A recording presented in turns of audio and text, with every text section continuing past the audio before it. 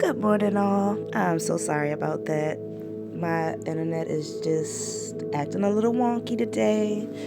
But good morning, good morning. I hope everyone has had an amazing sleep, peaceful and restful sleep. For me, wow. Ever since I have been opening and balancing my chakras, I've been having the weirdest dreams. And we're going to get into the crown chakra, but I just had to share this with everyone. Just in case you're having dreams, just in case you want to share them, just in case you know the interpretation of mine, I just want to share. So, yesterday, I did my part 6 of the series on the third eye chakra. And last night, or rather, probably sometime this morning, I actually had a dream about the end of the world. Now, if you've been following my videos, you already know in my very formative years, I was raised in a church. And I heard a lot about Revelation, the book of Revelations. And my entire life, it has always scared me. So, in my dream, me and my sister, we go to the store. It's about 1 something in the morning, but it's broad daylight. So, automatically, I know something's wrong.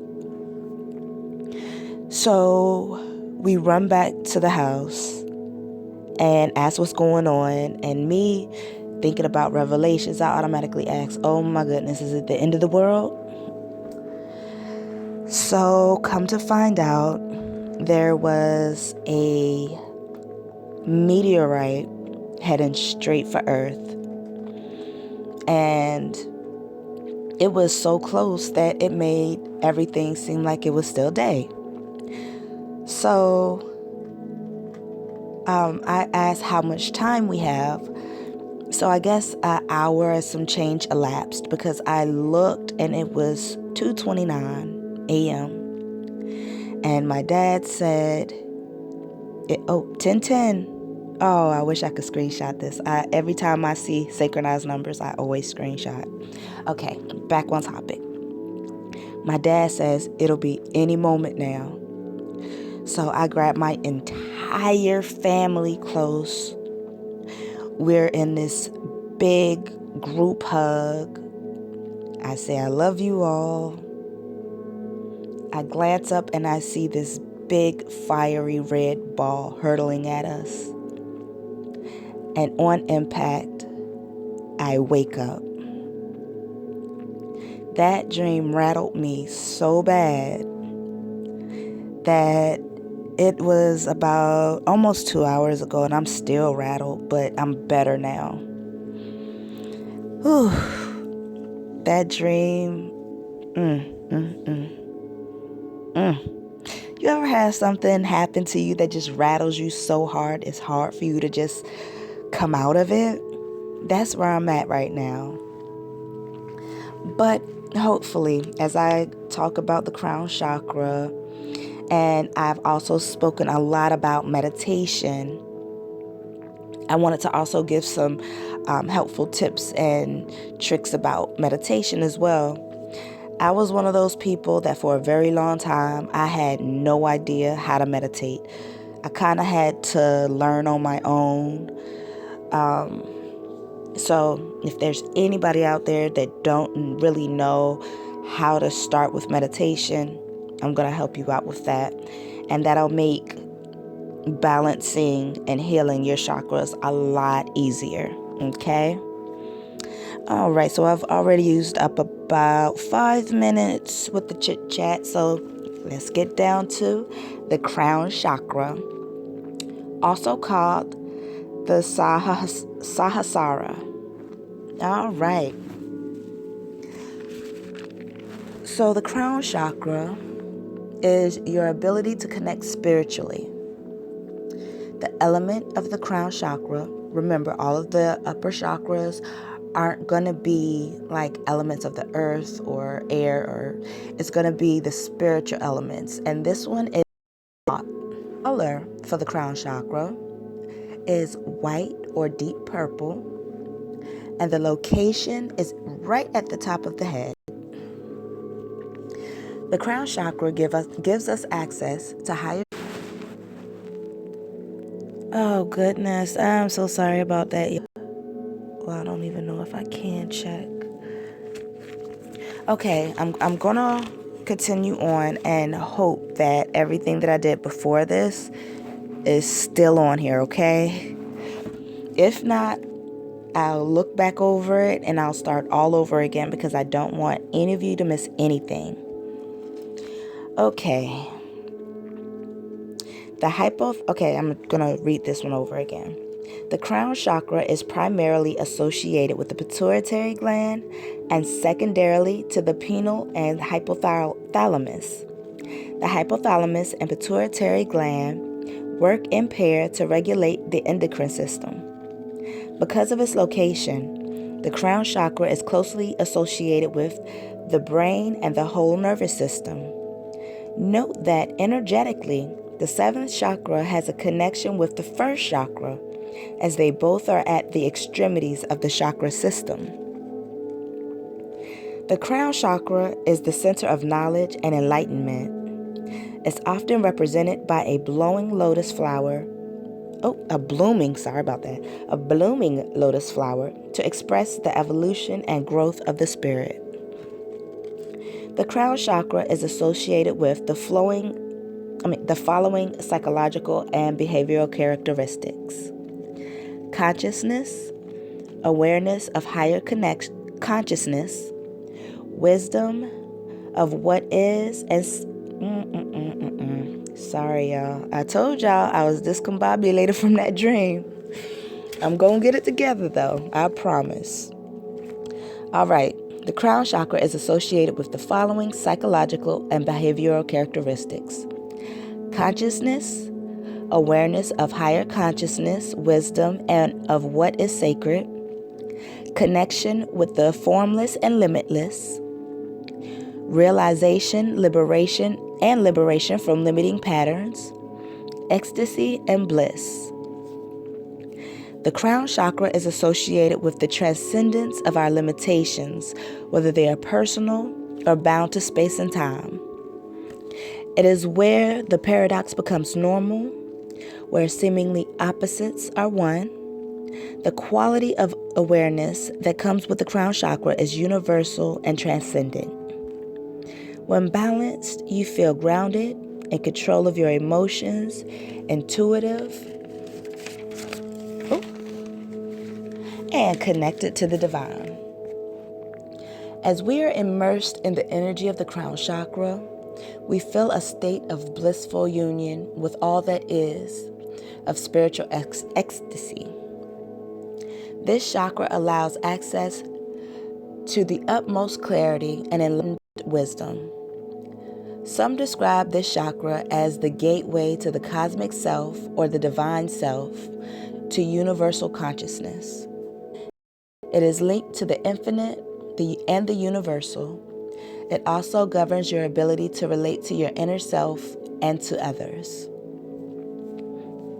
Now let's get into the crown chakra imbalance. A crown chakra imbalance can manifest as being disconnected to spirit, constant criticism regarding what is sacred, living in your head, being disconnected from your body and earthly matters, obsessive attachment to spiritual matters, closed-mindedness. A deficiency in the crown chakra tends to cause subtle systematic problems. These include depression and mental fog, chronic fatigue, migraines and other chronic headaches, greed, and materialism. Okay? So those are all of the symptoms of a crown chakra imbalance. An overactive crown chakra. An overactive crown chakra can make you feel out of sorts. When there is pronounced overactivity in the 7th energy center, you may not only feel detached from the world around you, but you may also appear to others as flighty. Familiarizing yourself with symptoms of an imbalance are necessary for cleansing and balancing this energy center. Signs of overactivity in the crown chakra. When the crown chakra falls out of balance, it affects how you function and relate to your environment. An overactive crown chakra can leave you vulnerable to a variety of physical and non-physical symptoms, including depression, lack of empathy, dizziness, confusion, mental fogginess, seizures, and light sensitivity. In some cases, an overactive crown chakra may also create feelings of superiority towards others and aggression, as well as a tendency to be judgmental and critical of others. It is not uncommon to be distrustful of others or feel lost, as though you're in the midst of a crisis or have lost your way in life. Okay, next let's get into the blocked crown chakra. The crown chakra is the gateway to spiritual wisdom. It connects the individual to the wonders of the universe, to the wider universe, helping each person feel their connection to the universal energy or God.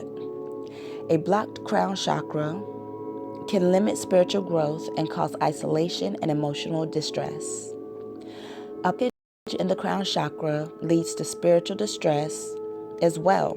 Symptoms of a blockage in the 7th chakra include isolation and loneliness, inability to connect with others, lack of direction, inability to set or maintain goals, feeling disconnected spiritually.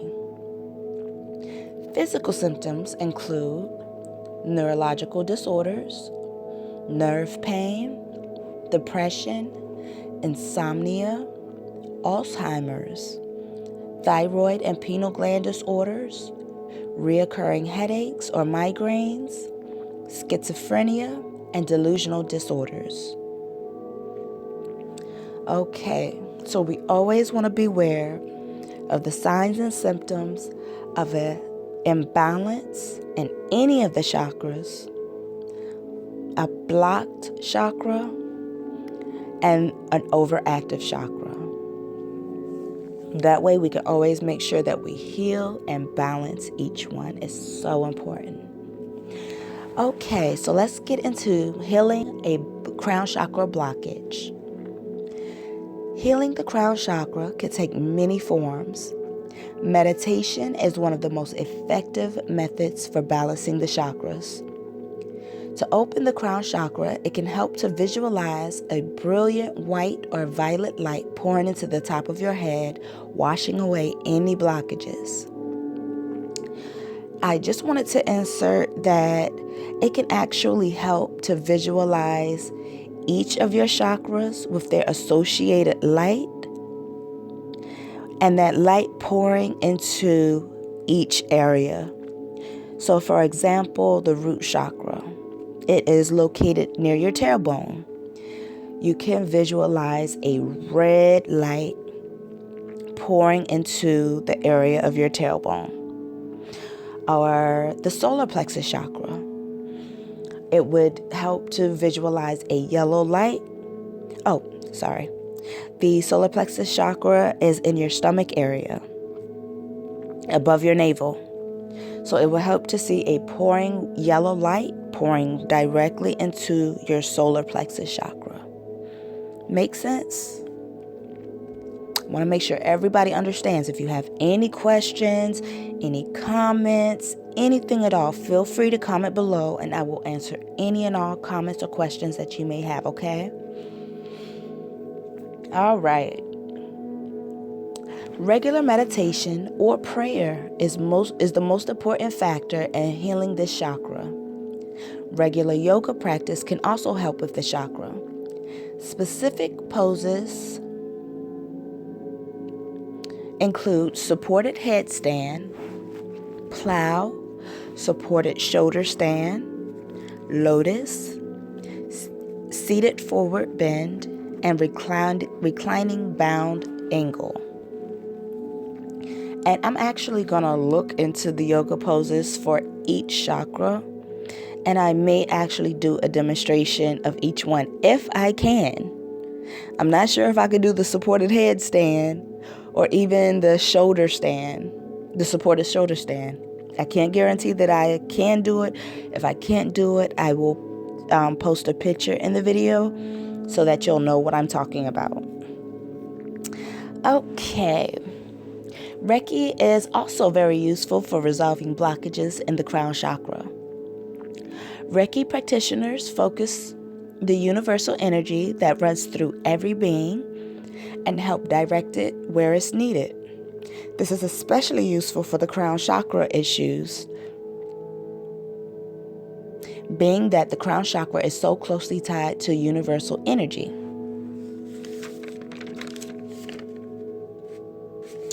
Okay, so I actually have some information on how to balance crown chakra overactivity.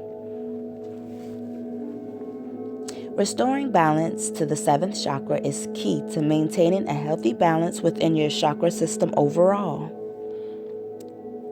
Changing up your diet to include healthy whole foods and adding regular exercise to your routine is sometimes enough to help restore balance.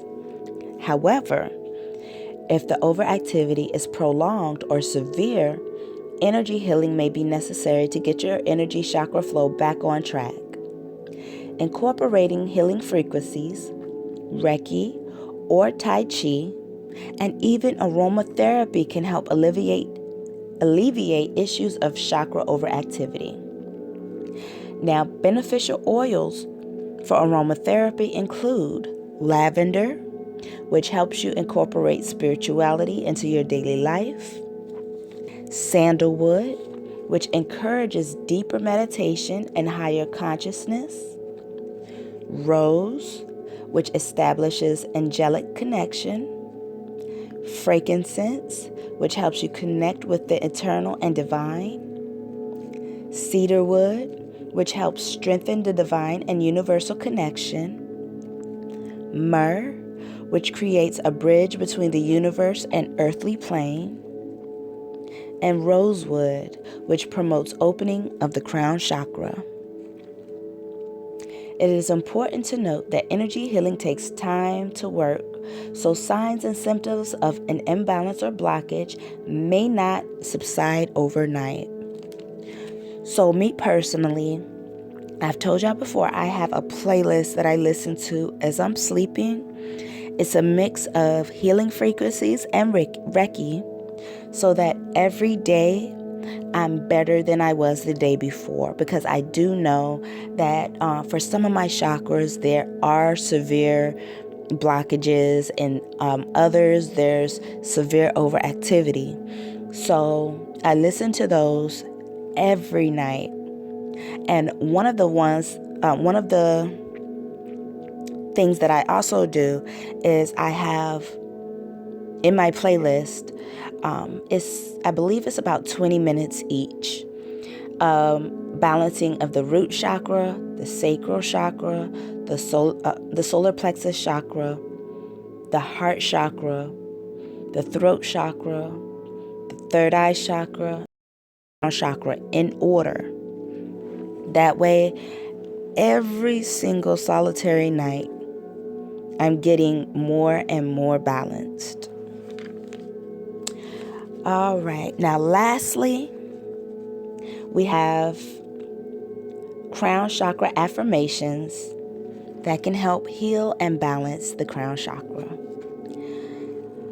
Here are some. I accept all that comes into my day with trust and selflessness. I am selfless. I honor others.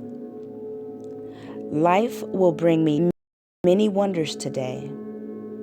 Today will bring me a new inspiration.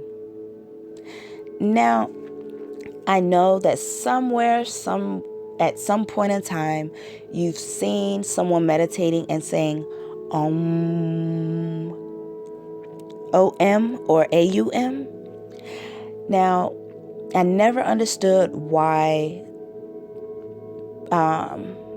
if you meditate, some people would say Om.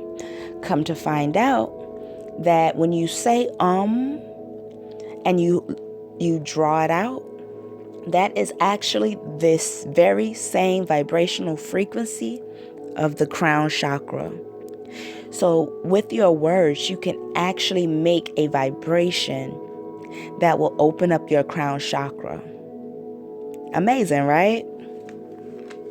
Okay, so let's get into meditation. I have 4 tips on how to meditate. And I did have to do a little bit of research for this because, again, I told you I had to learn on my own. I don't want y'all to have to do that because it took me months and months and months and months to figure it out. Okay, so meditation by definition is simply creating awareness. Most agree that any focused activity free from distraction is classified as meditation. Often we find meditation a daunting, complicated spiritual routine, and we're discouraged before we begin. Now, that's been me for many years. Here's some 6 tips to get you started. Number 1, sit comfortably. You should prioritize your comfort and sit in a way that is natural and most comfortable for you. To start, the true goal is to focus your awareness on your mind rather than your body. Now, this is a way to focus on your mind rather than your body, which is number 2. Focus on your breathing. I actually tried this last night, and I can honestly say this works, and it makes it so much easier. If someone asks you not to think, it's difficult to shut off your mind. All of the little thoughts and stresses of the day easily slip right back into your mind, and suddenly you're bombarded with a list of every little thing you have to do after you're finished meditating. Instead of attempting to shut your mind off completely, focus on your breathing. As you focus on your breathing, count to 4 slowly on your inhale. Then count to 6 slowly on your exhale as you count the total breaths you take. This way, your thoughts stay focused on breathing and away from the chaos of everyday life. Number 3, meditate to music or healing frequencies. Yay! Research has found that when it comes to meditation or any type of intellectual development of any kind, music could take you there.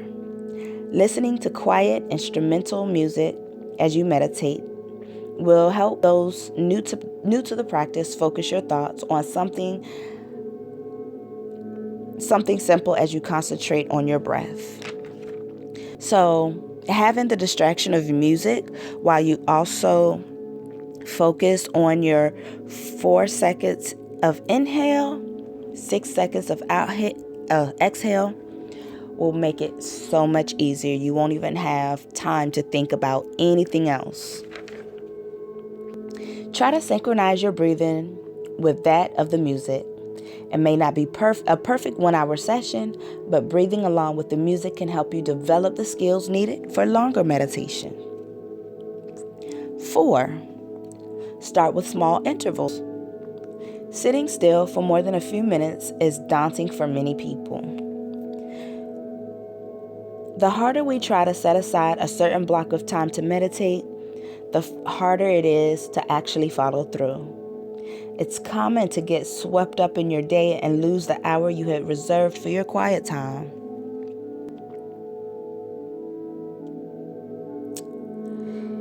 It's actually recommended to start at a mere 20 minutes of practice a day. Develop your meditation practice gradually. As your morning coffee is brewing, as you brush your teeth, or even the length of a song. Even a few short minutes in your day can cleanse your mind and help you flex your focus muscles.